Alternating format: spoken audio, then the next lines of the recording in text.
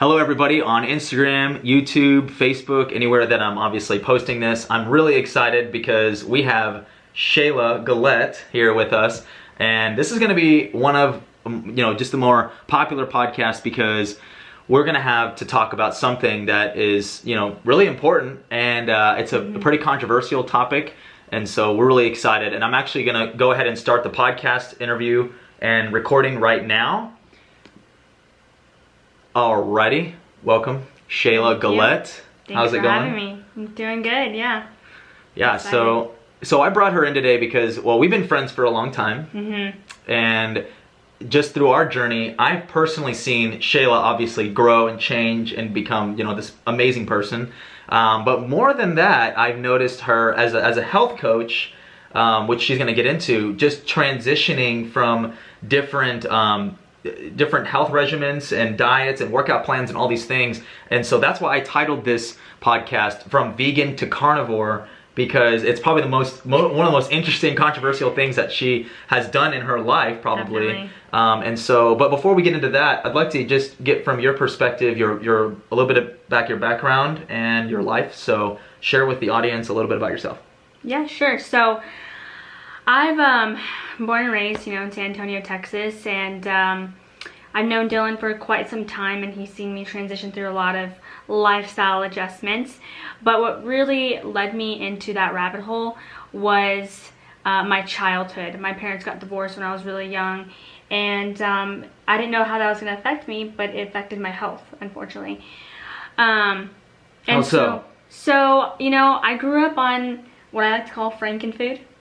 Fake food. Everything that I ate came out of a box, frozen. I microwaved my food, ate sugary cereal, vegetables and home-cooked meals weren't as popular anymore because my parents were separated, so, they were working all the time. I had to learn how to do things on my own.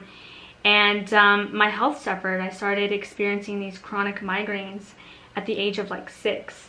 It's in kindergarten, and I just remember experiencing these intense migraines to the point where it was making me throw up all the time. Wow. It was really intense. The doctors thought I had a brain tumor.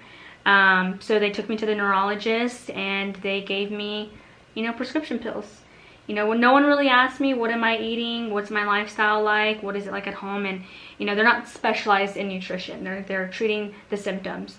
So most of my elementary experience was having the symptom of migraines, and then once they took care of that through the medications I was taking, middle school it progressed into other symptoms like anxiety and depression, and I had really chronic acne. What prescription meds did you stay on? Do you remember the names of them? I don't remember the names. I definitely think that I associated my symptoms with a name. Like, I attached myself as, this medicine's gonna help me, and I put all my trust into the medication, so I never really questioned it. I was just kind of blindly taking things. Just those orange capsules, like yeah. And I just, my mom didn't know anything either. We always turned to allopathic medicine. So I trusted the doctors because my parents trusted the doctors, so I didn't question anything. It wasn't until high school that I still had anxiety, still had depression, I had really severe acne, and I just wasn't living my best self. I've always struggled with weight, up and down. I was what you call skinny fat. Didn't play sports, was not into health and nutrition at all. I used to go to Starbucks every weekend and get like those giant frappuccinos, extra whipped cream. Hey, if you still do that, we love you. Yeah. Right where you are. Unfortunately, those foods didn't serve my body. But I'm grateful because I am who I am today because of my health issues. Well, and what were you diagnosed with? Do you know, kind of like going along, were you lactose intolerant at some point, or did they put labels on you? Like, not at all. So, I went to the dermatologist for my skin, and she would just give me topical, medications, lotions, whatever, to heal my symptoms. At 13 years old, she recommended birth control to heal my acne. But no one ever asked me about any food allergies, nothing, or even, wanted to suggest a nutritionist or a dietitian in any of that realm. So I didn't even know that I was experiencing food allergies. I'd eat cheese and I'd get bloated and gassy, and I didn't even know back then that that's lactose intolerant. So moving forward, I kind of had to look into things in myself. One day I just kind of, I guess the red pill moment we would call is, you know, I got out of a toxic relationship and I realized I'm not happy. You know, I want to change. How old were you at that time? I was 18 years old. Okay. Yeah, and I was in a toxic relationship for 2.5 years. And all of that emotional stress, I think, also manifested in other physical ways. The anxiety and the depression, low self-esteem. So I came out of that relationship almost kind of like what I like to say, like the revenge body. Because typically... What were you doing at that time? So that time I was... When you got your revenge body, were you... Yeah. Were you working out or... So that's when I first got my personal trainer. Yeah, okay. at Gold's Gym. And I went through a transformation, fall transformation. It was like a competition, my first competition, that really dove me into like the fitness realm. So I started working out, started, you know, eating cleaner, but still kind of part of that standard American diet if it fits your macros. Which some people that works, but for my body, it just wasn't it. And that was about the time that I met Dylan and your brother, and everything kind of started coming together in terms of health, nutrition. I got introduced to naturopathic doctors like Dr. Wallach, Longevity, and the amazing products that they offered. And before then, I had never even taken a multivitamin or any vitamins. So when you guys introduced me to that, I was like, holy moly. Right. This is a whole nother way of healing that has no side effects and that actually promotes longevity and healing the actual cause of the symptoms. Just healing from within. Yeah. Yeah, and we're going to talk more about that as well. But continue your story. So you started that transition a little bit, and yeah, just... So I got into weightlifting, you know, and then that led into bikini bodybuilding. And it was such a big deal. I mean, it's still a big deal. It's very popular nowadays. And I thought that being fit meant being healthy. And I saw these competitors, these beautiful bodies, the bikini competitors, and they're super fit, they're really confident, they're structured, they're on point with their health, right? And I went into that with, you know, I'm an all or nothing person. So I gave up my school. I, you know, totally neglected my grades. I don't recommend that, but I had such a drive to get that body because I thought that that body would equal health, would equal confidence, would equal love and acceptance. I mean, a 180-degree turn from what you've experienced your whole life to that point. Yeah. Okay. It meant having more friends. It meant so much more than just the physicality. I thought it was gonna be more fulfilling. So I went all in, I competed, and you know, I still had this like lack, this void within me that just did not feel fulfilled. You know, you prep for 3 to 4 months and you put all your time and effort into it. I'd literally schedule things around my workout because I was so caught up in I have to get my workout, and I'd spend at the gym like 2 to 2.5 hours. It's funny because just in a brief pause, it's kind of like right now we're probably talking to an audience that has experienced either they're on that wavelength right now where they're working out because of exactly what you just said, and it's just and even though a lot of these people want to say it's not for the image or it's not for all these things, at the end of the day they're prioritizing their workouts over literally everything else, right. which is again very, very, you know, and I would say better than the other side of the coin, which is somebody who's not working out at all, doesn't value their health, not conscious at all whatsoever about what they're eating or what they're consuming or what their body even is gonna, not what they're experiencing, not just now but in the future. So you got two different worlds, and it sounds like you've experienced what it sounds like both, right? And then what brings you almost like today, which is kind of like a healthy balance. But continue, you were saying, yeah, just the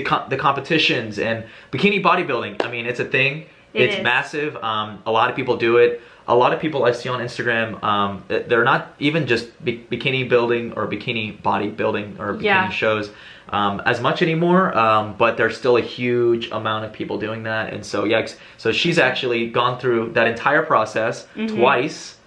Well, the second time I didn't follow through. I chose my career. Oh, that's right. Okay, so she was leading up to that second time, but you know, you've been on stage in front of, you know, hundreds of people. I don't know if it's 1,000 or so more. And you did the flex, the walk, the whole thing. The walk, definitely. Yeah, and it was a great moment. But you know, you're up there on stage for like 10 seconds doing a routine, and you prep for 4 months, and you put all of your focus and attention and energy into that for 10 to 15 seconds on stage. And not only that, but the lack of water and the lack of carbs and stuff leading into that event.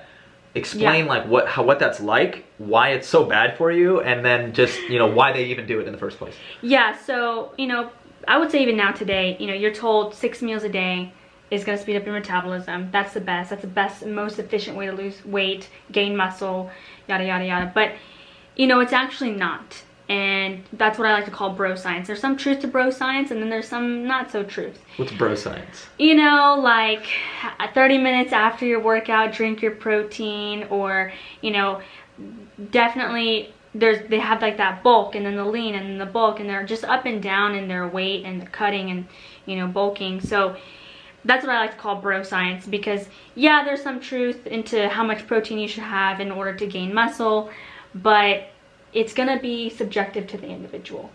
And so it takes a lot of experimenting, trial and error, until you really figure out what's going to work out for you. So it's not a one size fits all. Okay. In terms of that.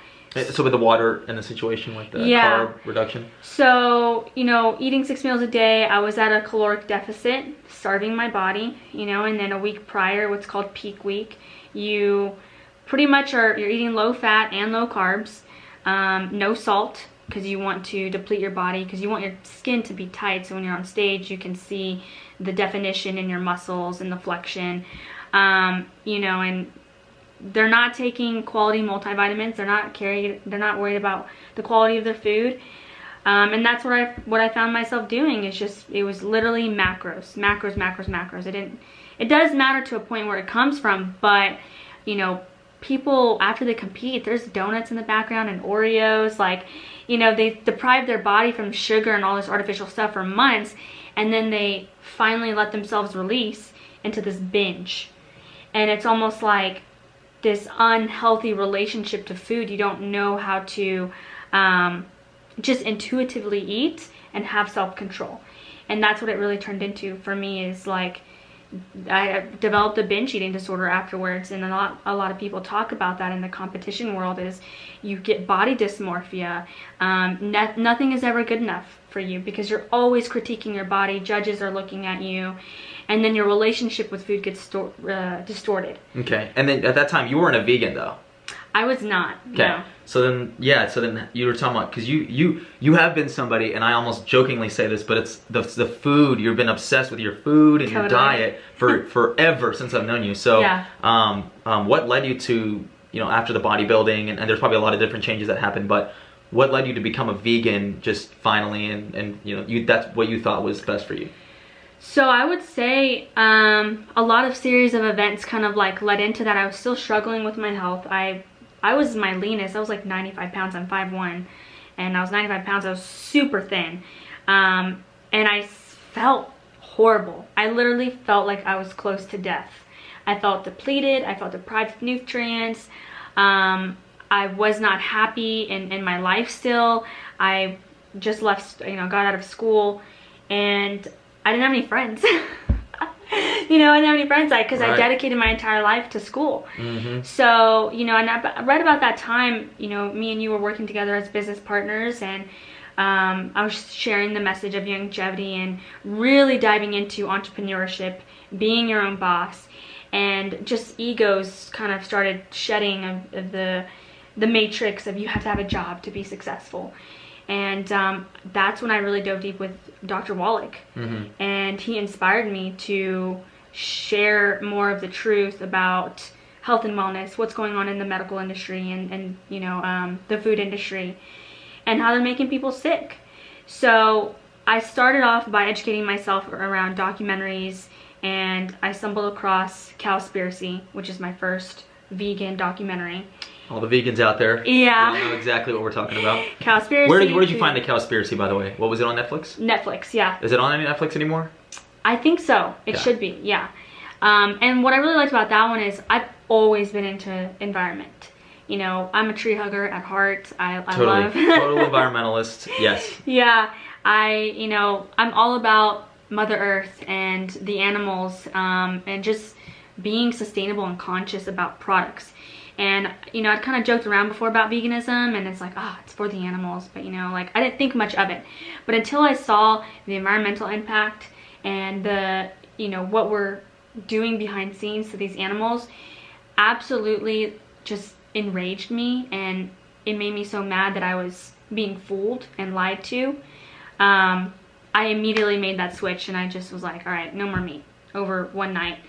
And I wanted to do bodybuilding again, and I was on a mission to do bodybuilding but being vegan, because I wanted to prove that you could be successful as an athlete being vegan without meat and all that. I see a lot of Instagram handles out there that are vegan bodybuilder. Yeah. That's in their bio and everything. Yeah. Talk about that journey and how, what, you know, again, just, and then what led you to be not a vegan anymore and all that. So I watched that movie, and, you know, I was working, and I just went into it like 100%. Of course, I knew nothing about veganism. My main reason was environmental and animal rights, and then the health benefits kind of just followed, which I thought was really cool. So I started eating soy like normal, like a bodybuilder. Right. I didn't know what to replace my meat with at the time, so I was eating those, you know, soy burgers and tempeh, which is, you know, I introduced beans. I started introducing a lot of fiber, and at first you feel great because I was pretty much essentially on a standard American diet, if it fits your macros, and that can include anything. So I felt great. I felt lighter. I felt more satisfied with my meals, but my macros, I was kind of iffy about that. It was just kind of adding up a little bit weird. I kind of started to gain weight, retaining a lot of water, and I started getting a lot of acne. So my mental clarity was good, but a physical symptoms started to arise. Like my anxiety and depression went away, but my acne came back, but worse. And I was like, man, what the heck? What's going on? What am I doing wrong? I'm vegan. I don't. But that was how long? So that was about the first 4 months I was vegan. Yeah. And then I started educating myself around soy and you know, a lot of vegan packaged foods. You know, I couldn't eat that. So I turned more towards just a whole food, raw stuff. And so you were a raw vegan at one point. I was raw vegan for 4 months, and I started up with another company, and I was taking their detox. That's how I started getting into more juices and detoxing and things like that. And I went raw vegan, and that's how I realized, like, okay, peanut butter is not the best, especially PB2, the powdered kind. That used to be like my go-to. You know, especially as a bodybuilder, you wanted convenience things. You wanted things that were easy, on the go, and that tasted good. So PB2 was a big staple in my diet, and soy. So I cut those out. My skin definitely got better. But so you cut out soy. Talk about soy for a second, because again, there are some vegans out here that are still eating soy, or they eat whatever that, you know, those packaged, you know, frozen. Yeah. What are they called? Frankenfoods. Well, no. I mean, there's a specific company that we're forgetting about here. Oh, Beyond Meat. Beyond Meat. I was gonna say not meat or something like that, but okay, yeah. Yeah. So they didn't have all the cool stuff back then that Beyond Meat has now. Man, soy is one of the most genetically modified foods out there. It's very high in terms of like that crop, and it's sprayed heavily with herbicides, pesticides, and glyphosate. Glyphosate is very toxic. It's cancer causing. Exactly. Yeah, causes cancer. Yeah, and other, you know, disabilities in the body or dis-ease. You know, it messes up women's hormones. And so soy, it's really hard to find quality soy. Like if you want good quality soy, you have to get it shipped out of the country, where the country doesn't allow GMOs and some of the chemicals that the US does. So there is quality soy, and I'm not saying soy is, you know, absolute 110% toxic, but the one that Americans are getting, or the countries that allow GMOs, you best believe that you're gonna get glyphosate in your soy.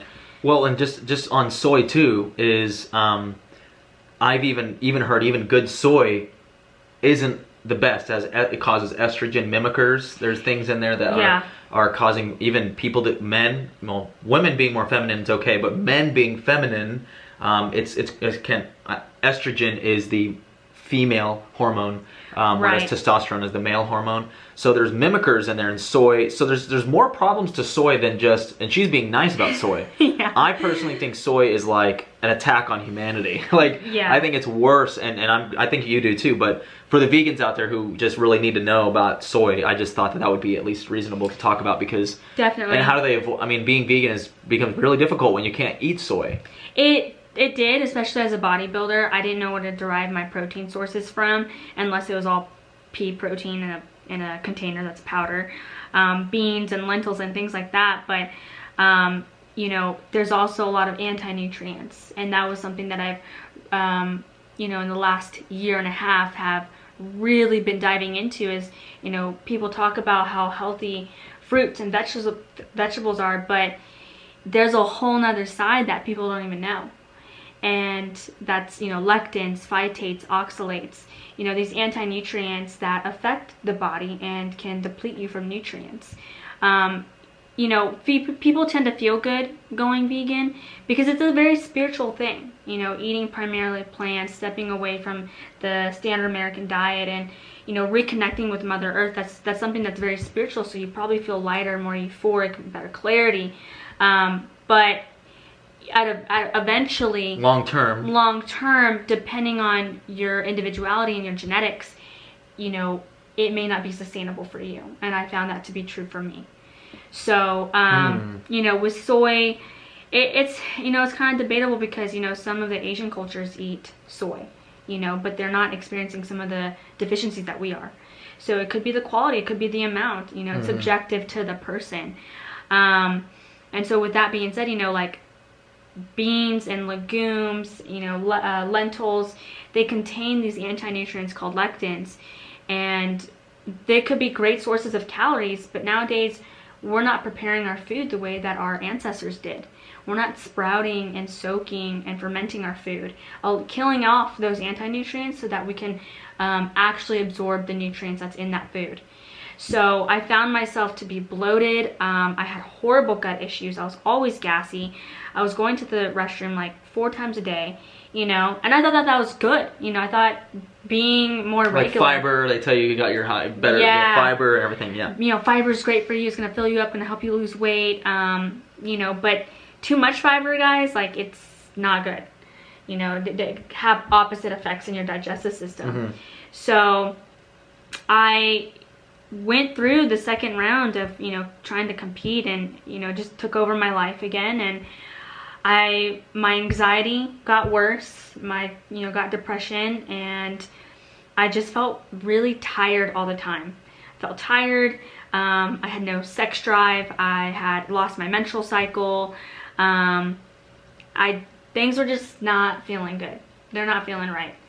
So I quit competing and really just honed in on my career, on my friends, my spirituality, and just more of my internal health versus focusing on the physical.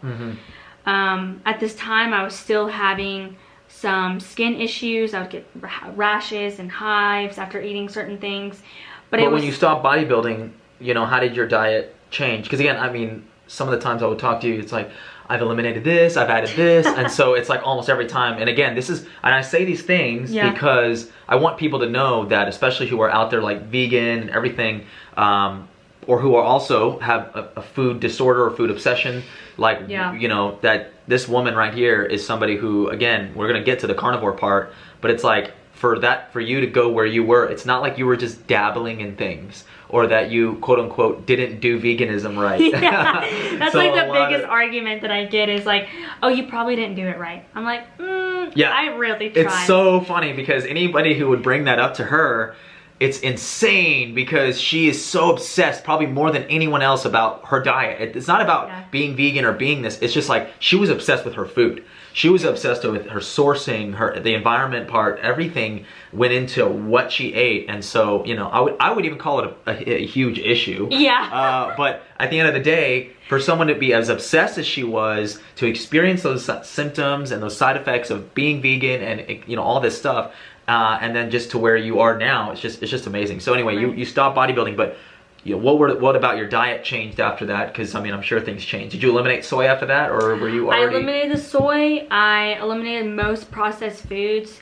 I did the raw vegan for 4 months, and that was easier because I did it in the summer.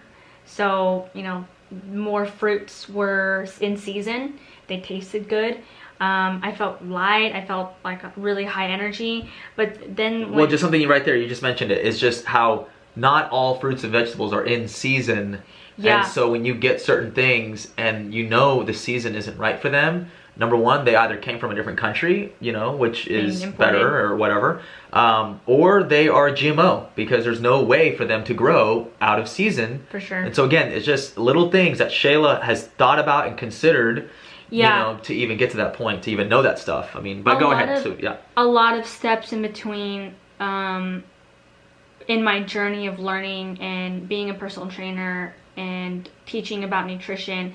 It's like I associated myself with veganism so much for the spiritual aspect of it, because it's almost like you get this superiority of like, oh, I'm vegan, I'm helping the world, I'm more conscious, I'm more aware, I'm better. You're really hitting on something here. I'm better.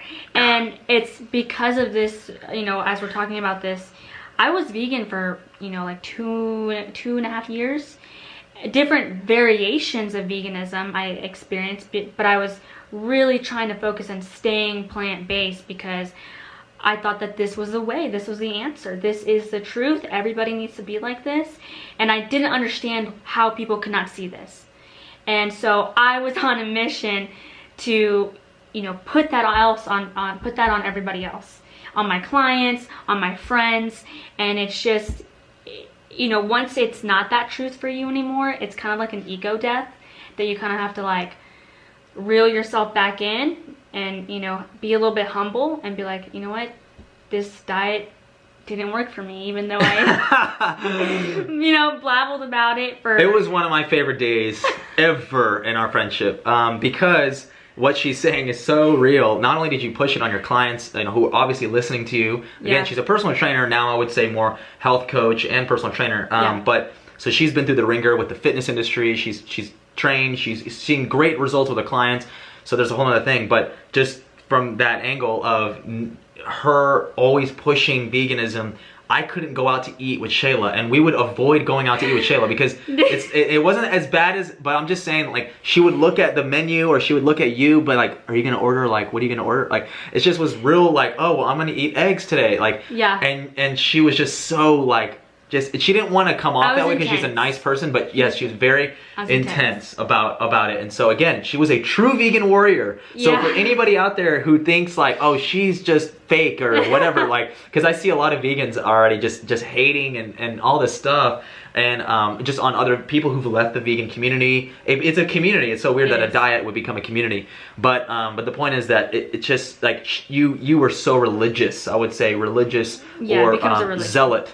Zealous about, being vegan and it's not about you only. Now it's a mission for you to force it on other people. And they don't want to say force because they're graceful little angels, every single one of them. But it is forcing. I mean, it's like, it's in every way, shape, and form. It's discrimination for people who eat meat. It's all that stuff. It's everything you don't want. It's almost similar to the racism thing we see, like, oh, well, white people are now so bad, but all of a sudden it's like, well, that doesn't make any sense. It's anti what Martin Luther King talked about. And so that same thing with diets and all that. It's so, anyway, so I just wanted to go off and make sure that people understand the true essence of, you and how you really were, and like you said, your intensity. Totally.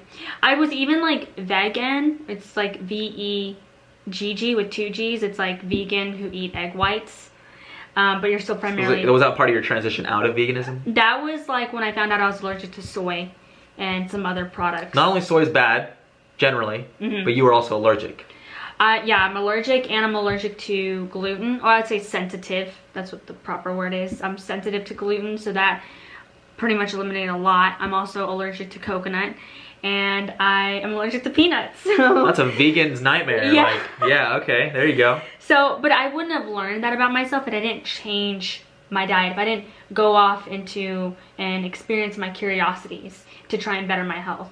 So there was a lot of negative things, but a lot of good things came out of veganism. You know what I mean? It made me more conscious and aware of where I was putting my money, because your money is your vote. You know, that is you allowing a company to, you know, either produce really good products or produce really crappy products. Get away with whatever they already Exactly. make. So it made me more conscious and aware of where I source my hair products. You know, women take in a lot of toxicity with our nails, our hair, our makeup, things like that. And so I don't want my products to be tested on animals. So now I buy all vegan products, all vegan, you know, clothes, or if there's, vegan clothes, because no leather.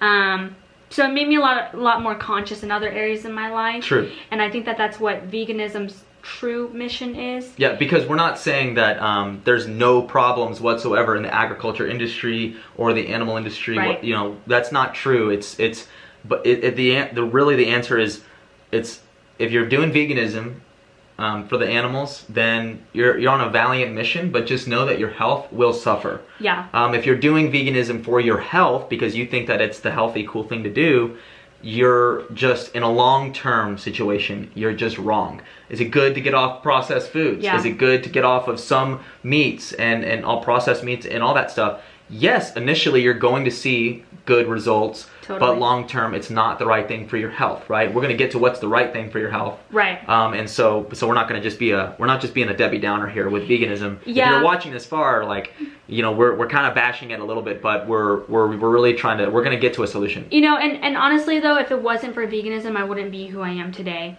And I think like I was saying, is veganism is on a mission, or the culture and the beginning of it is to have more consciousness, you know, become more aware of your surroundings and start questioning, well, what am I really buying, and can I trust this company?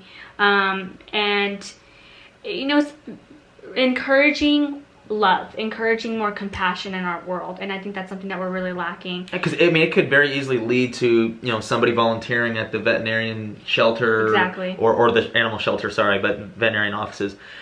So it's not a bad, terrible thing, you know. Right. It's a very political thing too, and we talk about that. Yeah, very political, and a lot of propaganda goes into that. And so now, you know, transitioning out of veganism, I went ketogenic. I was dating somebody at the time, and we were both doing bodybuilding, and we were both vegan, and then, you know, he had switched to keto, and I was like, you know what, I want to try that. Let me just. And what is keto for those who are not experts? So keto is a high-fat diet, no carb, and moderate to high protein, depending on what kind of lifestyle you have for fitness. You know, you can make adjustments. I've never eaten like this before. In the bodybuilding community, you just don't eat fat. You know, you eat very low fat, high carb, high protein. But that's actually really conflicting on the digestive system, because you need alkaline enzymes to digest protein. So when you mix the two, you know, that's why you feel lethargic after you eat. You feel tired. Acid reflux can tend to happen, which is, you know, low acidicness in the stomach, because you're having these two conflicting macronutrients trying to be digested at once.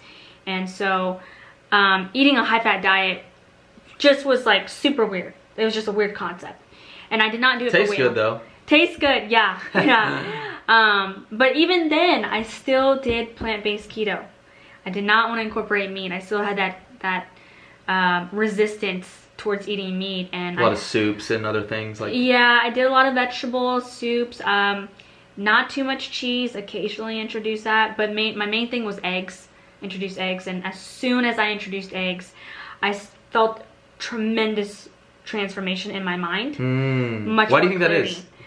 Yeah, so I already know the answer, I think. Yeah, so, you know, veganism, or, you know, just in general, people really talk about cholesterol, and I think cholesterol has a bad rap. But cholesterol is so essential for your hormones, and, you know, your reproductive hormones, your body, the transportation of nutrients.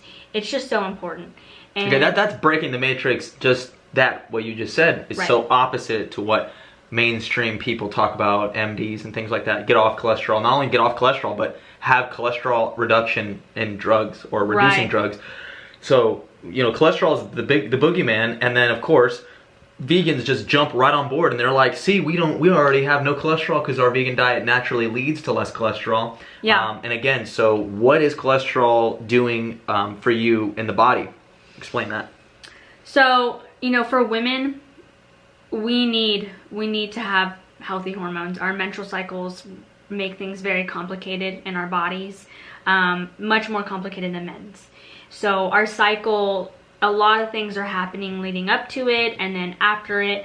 So if you don't have enough cholesterol in your body, and I know that you can make cholesterol in your own body, but if we really think about our society nowadays, the toxicity that we have in our environment, the toxicity we're taking in from our water and our food, a lot of us, 99% of us, are gonna be deficient in malnourished in some sort of vitamin or mineral.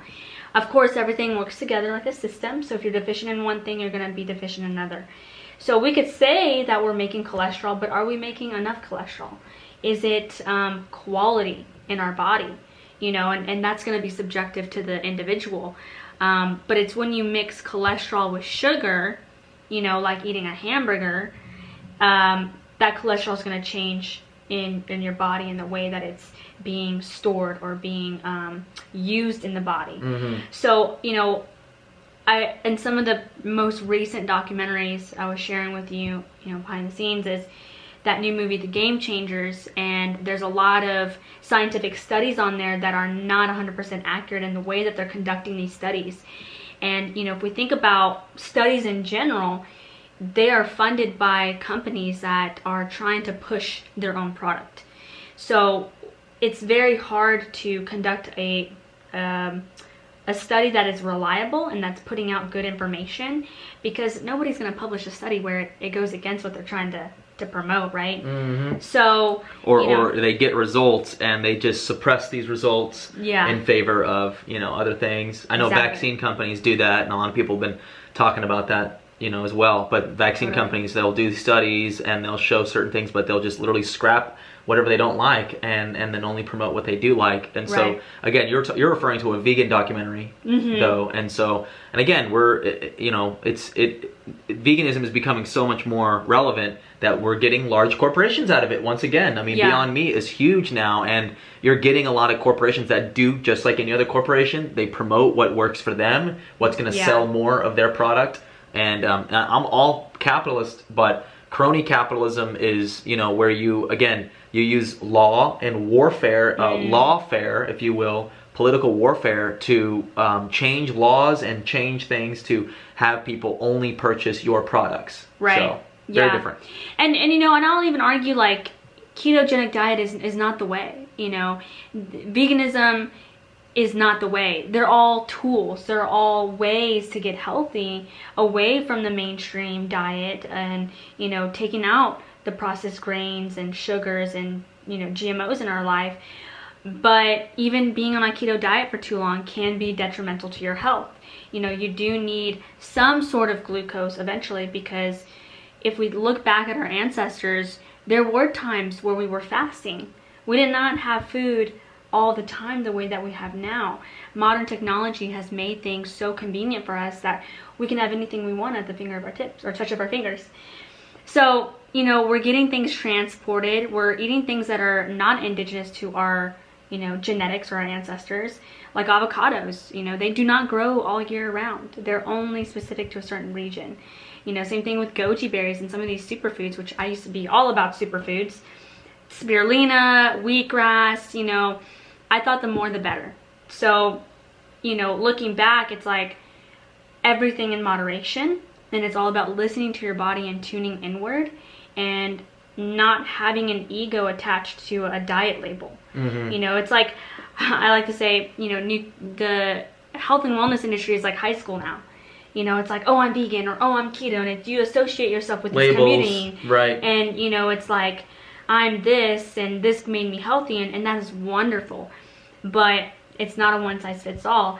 It's about health and quality of food, and stepping away from our broken food system and not supporting those agricultural systems that's, you know, depleting our soil of nutrients, that's not treating the farmers right, and they're just totally monopolizing the seeds. So, you know. Well, actually, I just want to bring that up real quick, because I like to ask everybody some of the same questions, and I ask people what do they do to break the matrix, and, you know, what matrix are you breaking, basically. And so you just brought up the agriculture industry, but other things that you want to bring up as to what you're personally on a mission for or fighting against, would you say? Yeah, so really having people understand their bio-individuality through nutrition and healing themselves through their own self-awareness, you know, taking matters into your own hands, because when you have that education and that awareness to know what direction to take your health, you know, you're no longer putting your money towards corporations that are taking over, I would say, like, being in control. Because when you control the food system, you can control so many other aspects of your life. So really understanding your body and reconnecting to our natural way of living with the land, with the animals. And there is a way to be sustainable and eat meat and have dairy in a sustainable way and not be detrimental to our environment. Well, then, but, you know, so then that's awesome. And just going into that a little bit, which is your transition into being not just keto, you know, but then you eventually became a carnivore. Now you're reading all these books and you're going through all these studies, just that are very relevant to, again, the way our ancestors were. It's not like this is new. And again, like, you know, go into that a little bit. Yeah, that transition for you. And yeah. So when I first heard of carnivore, I was like, oh my gosh, these people are so ridiculous. Like, they're just trying to make a statement against veganism. They're just trying to be radical. I never thought I was going to go carnivore. But I started incorporating some meat, and my mind was not ready. My body took it, my mind did not. And I think that your mind and body have to be in alignment for you to really kind of accept certain things, because I spiritually was not able to, I wasn't able to take that in and be okay with it, because I still felt like I was taking a life that didn't want to be killed. So it took me a while to spiritually be okay with that, because once I saw the health benefits of it, I said, okay, like, I have to come to terms that in this physical body, like, my body needs that to heal, to regenerate. Especially from my toxic childhood, I took in a lot. My immune system was totally crashed. My gut was crashed. So I had to do what was right. And I think that being healthy, being in alignment with your vessel, is spiritual. You know what I mean? So I went, you know, more keto, and I was still experiencing these rashes and these hives. And it just got to the point where, you know, every time I would shave my legs, honestly, I'd get these horrible hives on my legs. It was super uncomfortable, and it was just kind of taking over my life in a sense.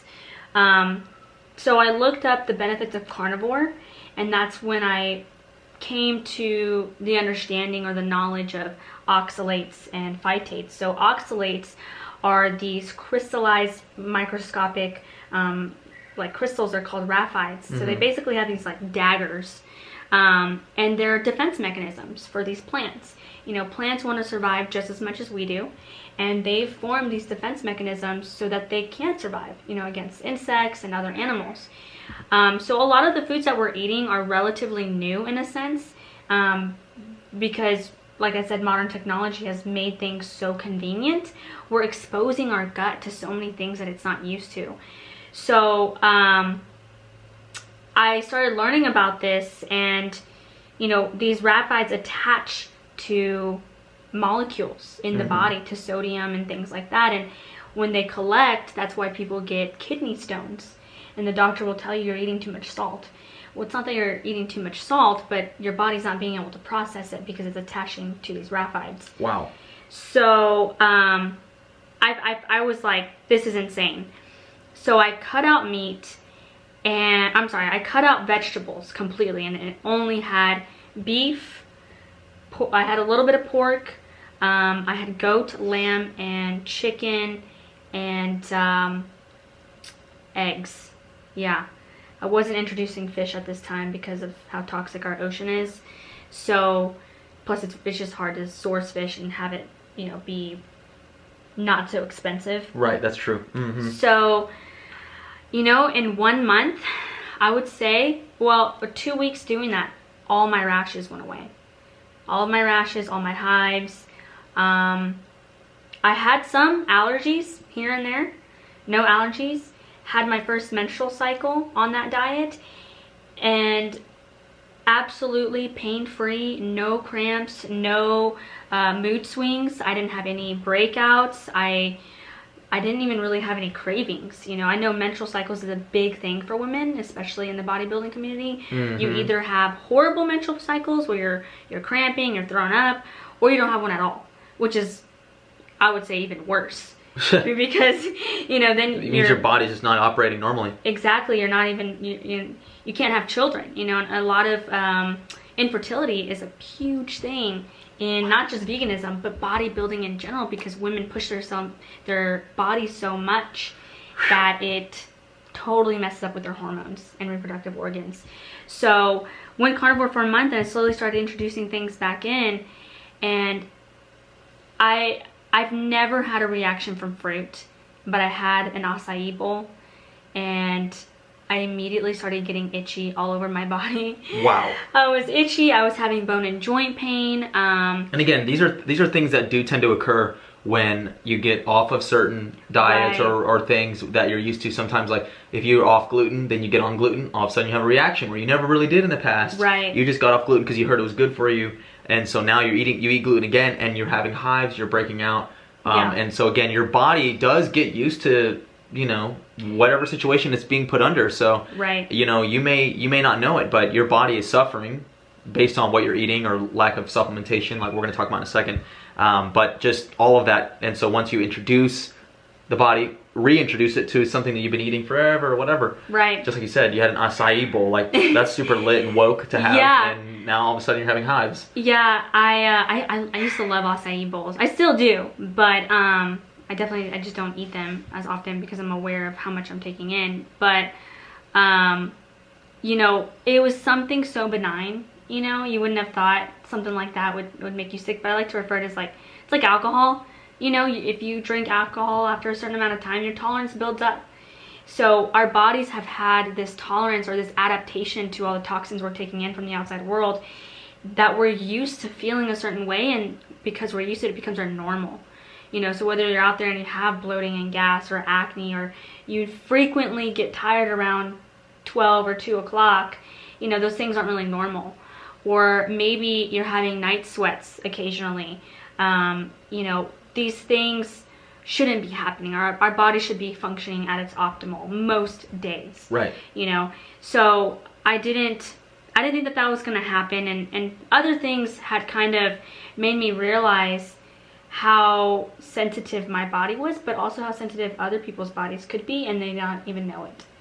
So I kept with the carnivore diet. I of course had some cheats. You know, I'm a chocoholic. I love chocolate, so giving up cacao was really difficult. But things like cacao and nuts and seeds contain a lot of mold. You know, a lot of the handling that goes into those bulk foods, mold is going to grow on top of that, and our bodies don't really eliminate that, especially if you're eating so frequently throughout the day. Your body's not getting a chance to detox itself. So I'm personally allergic to mold very much. So that I noticed had a huge effect on my skin. And right around this time, I got really into fasting. And fasting is a whole nother rabbit hole, but you know, that's something that we don't practice nowadays because we're so used to the 6 meals a day, people telling us that that's going to speed up our metabolism, and that's just not true.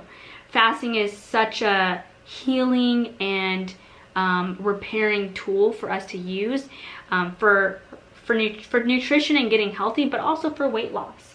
And, you know, even certain bodybuilders now I'm following, and they're using it for competition.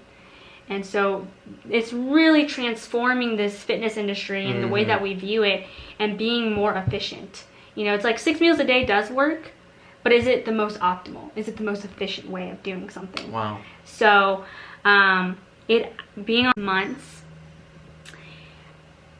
I don't label myself as carnivore. I say animal-based, primarily animal-based, but it's for sure healed my autoimmunity and the things that I've been really dealing with my entire life and trying to heal. And just, you know, the last thing I'll say about the carnivore thing, or ask about it, which is a lot of people are talking about how, you know, our bodies aren't designed to eat or process meat or all these, just what's going on there, because a lot of people say that, and I'm sure people will even react to that as they hear you say, like, oh, well, I'm just going to eat meat, or primarily meat, those kinds of things. Right. Are our bodies accustomed for meat?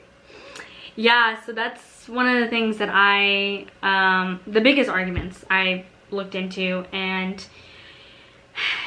meat protein has, you know, the essential amino acids, and you can't get that out in nature. You can't get fat soluble vitamins out in nature. We can eat hemp seeds and nuts and avocados, but most of those, they're going to be seasonal, especially like the avocados, and they're going to contain anti-nutrients. So meat has all of the bioavailable, yeah. There we go, bioavailable nutrients for us to absorb without the anti-nutrients, and we're actually absorbing the protein. It's perfectly molecular structure to our protein. So it's like a superfood. Honestly, people don't talk about meat as a superfood. Eggs are superfoods. Raw cheese is superfood. And so, you know, a lot of these studies are being conducted and saying that meat's inflammatory and cheese is inflammatory. And I will agree that if you're buying it from mainstream food industry, it's going to be inflammatory. But it's going to be just as inflammatory as buying fresh produce, vegetables that have glyphosate, that have herbicides and pesticides, nut butters that contain mold, you know. So it really comes down to sourcing quality of food and supporting local farmers that are doing regenerative agriculture, who care about the environment, who care about the animals, and are sequestering more carbon into the into promoting the soil. More good people instead of, you know, just saying that all one thing is so bad. Right. Yeah. So wow. Meat can be so good for you. It's gonna be subjective and anecdotal. Everybody's gonna be different. This isn't the way, but for longevity and health purposes, definitely meat and eggs and having fat soluble vitamins in your diet is going to be important for healthy cellular function. Well, again, I mean, we could talk all day just about that as well, and I wanted to throw in just the supplementation aspect of it. Totally. And then your perspective on it, because so as you all know, I'll put a link in the bio for this. This is something that I take every single day. It's a part of the 90 essential nutrients regimen. That's recommended by Dr. Wallach, who is a doctor that we both equally follow. She has a lot of other influences in her life as well. But this right here, Tangy Tangerine, is 87 of the essential known minerals and vitamins that you need, and amino acids. And so it's almost like you could call it a multivitamin, but it's really a multi-mineral vitamin complex, because it's got amino acids in it as well. And so it's nothing but good for you. I take it every single day. It's what I drink in here. I do a little blender cup version of it. And so, you know, talk about your experience with this supplement in particular, and just what you think about the 90 essential nutrients and how important they are. Yeah, honestly, Dr. Wallach, who's a phenomenal naturopathic doctor, has been a big influence in my life and very informative for me breaking the matrix. He's what really catapulted my career and my passion and drive for what I do, because he's out there every single day, you know, giving lectures on the Tangy Tangerine and nutrients, and just the agriculture system in general is just lacking. You know, you can buy organic, but organic doesn't mean that it's going to be more nutrient dense. It just had different farming practices that was cleaner and more sustainable for the environment, but there's still herbicides and pesticides. So supplementing is something that is really important, especially if you're dealing with a chronic illness. Food alone is not going to heal you. So supplementing with something that's going to be bioavailable and absorbable in the body is going to be important for healing and repairing and eliminating toxins. So that was one of the first multivitamins I've ever had, honestly, except for those Flintstone gummy bears, which I don't count. And you know, he's just been such a great influence, and I think what he's doing is really what I like to call is making people woke. Right, or breaking the matrix is what I call it. Yeah. It's funny because and he was talking about eggs and steak and cholesterol and I mean just all those things back in the 70s, 80s, in these famous talks. And so, you know, it's funny because initially when she was a vegan and stuff, she still got on board with the supplements. She still knew the value of them. But really, initially, she had a dispute just with Wallach's philosophy of eggs and cholesterol and all this stuff because she was a vegan. And it was funny because she has come full circle to realize that at the end of the day, again, we're not making Dr. Wallach God by any means, but he was right the whole time. He's been right. He's been proven right for all the stuff that he says. And so again, what a maverick or what a matrix breaker. You know, one day I'll have him on the podcast. But yeah, so just go into that a little bit.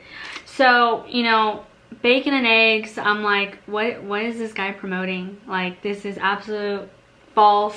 You know, I was so against it, and my ego definitely came up at the time. But, you know, it's all about what's going to feel good for you, and cholesterol, we went over cholesterol, protein, you know, things like that. Those are going to be what's really going to nourish our bodies. And I've had friends and coworkers, you know, who do veganism, and that is their truth. That is what healed them, you know. But like we said about the 6 meals a day, if you're eating 6 meals and it works, but is it the most optimal? Is it most efficient? Is it going to work long term? Is it going to work long term? So, you know, it's if you're vegan, if you're carnivore, paleo, whatever, I think the foundation is always getting your 90 essential nutrients, no matter what diet you're on. Yeah, so being vegan, if you want to stay vegan, basically, is you do still need to consider, you know, cholesterol. Yeah. Like you said, vegan or whatever, which is eggs, vegan. And so just that mindset of knowing you need eggs at some point or cholesterol, you can incorporate eggs, but also the 90 essential nutrients, you know, incorporate that and you're better off. Basically, at the very least. Yeah. So definitely. But my battery is running out on my camera, and we've been going for a long time. So, I mean, if you want to add anything or conclude with anything, I mean, obviously, you know, Shayla's the health coach. You can reach out to her. I'm going to tag her on Instagram. You know, you can ask her more questions. I guarantee you that there's gonna be people out here that have been through similar things as her, or are still going through something like that, or you know, maybe want to change that diet that they're going on right now, or just in general need health questions answered. Yeah. You can reach out to her. So, I mean, anything you want to add to that real quick? Yeah, so I specifically work with, you know, fitness enthusiasts who are struggling with restrictive eating and diet mindsets and inflammation in the body. Understand their fundamental nutritional needs based on their genetics. So, you know, like I said, I've been there, I've been fit, but I was not healthy. And so at the end of the day, if you don't have your health, you don't have really much to live for, you know. And aesthetics will help you reach some goals, but eventually it just won't be enough. You want to feel good and feel confident in your body. And so if you're currently struggling with inflammation, I'd love to connect and just help everybody on their journey, because I definitely know how much it took of me to get to where I am. So it's definitely important in having an understanding of your body. Yeah, and clearly me and her can talk for hours. Yeah. We have had really long form conversations, so she'll be back on the podcast to discuss other things, but we thought it would be pretty fun and controversial to talk about veganism and carnivoreism. Carnivoreism, yeah, I don't know if that's right, but thank you for tuning in. For those who did on Instagram, Facebook, YouTube, all of it, just share this with somebody that you think really needs to hear all about it. And like I said, I support myself, so go in and check out some of the products at the store, and you know, just support people that you believe in and that you are, you know, that you can trust. And so reach out to me personally as well if you have questions about the 90 essential nutrients. I'm definitely here for you. Other than that, you know, you guys have a great rest of your day, and appreciate you listening. Thanks guys, until next time.